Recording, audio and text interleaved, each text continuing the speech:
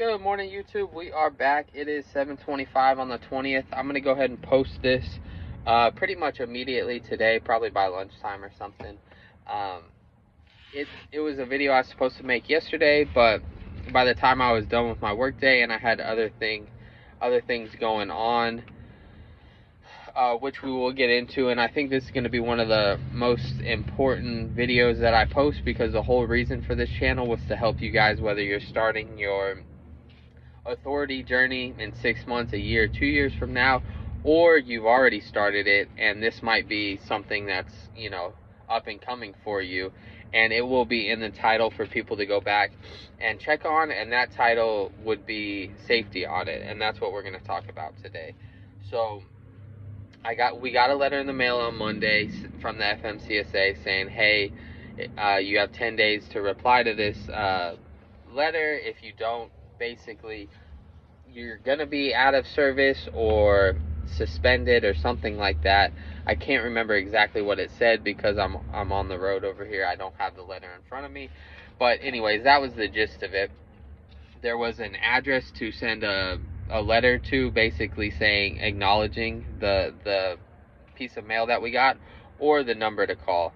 And I remember specifically a couple months ago when we first started, I was getting phone calls on the 50 to 100 every single day saying this was expired or this was out of date. And I remember specifically calling the FMCSA and them saying, hey, if we're trying to reach you, we're gonna do it via mail. So I was like, okay, perfect. So I'm just basically not going to answer any more phone calls, because they're just trying to sell you a $20 filing, a free filing for $200-300 so that they can do it and they can make money, which cool. Hustle hard, no problem. Because your information is on Safer. Like, if you start your authority, your information is on Safer FMCSA's public, like it's a free website, like your information, so they can, like, the phone number is out there. They can call you and they can try and sell you, I forgot what it was, the biannual this or something was out of date or out of service or whatnot. So anyways, that's not the point. The point is, when they told me that, I was like, okay, don't answer any more phone calls. Well, the Department of Transportation will call you. So I wasn't answering the phone calls.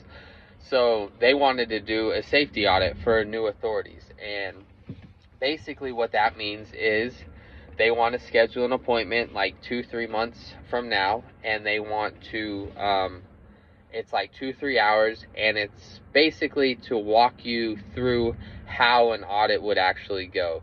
So it is an audit, but it's not, I don't think it is as in depth as an actual audit is, I believe, is what the guy over the phone was explaining to me yesterday. So yes, he emailed me. We got it taken care of. I agreed to the letter, basically saying that I acknowledge it and I'm going to get this safety audit taken care of. And I scheduled my appointment months from yesterday. So everything's all good, and we're happy and thankful that we got it worked out. But I just wanted to let you guys know. Point number one is FMCSA will be in contact with you through the mail, but I guess the USDOT, I'm in Texas, and so they do a safety audit, and I don't know if it's everybody or certain people, like they just pick random people, but we were selected, and it's basically kind of like a crash course, a learning, like 2-3 hour of how it would go. So you do have to bring letters, and you can get put out of service if you're doing something like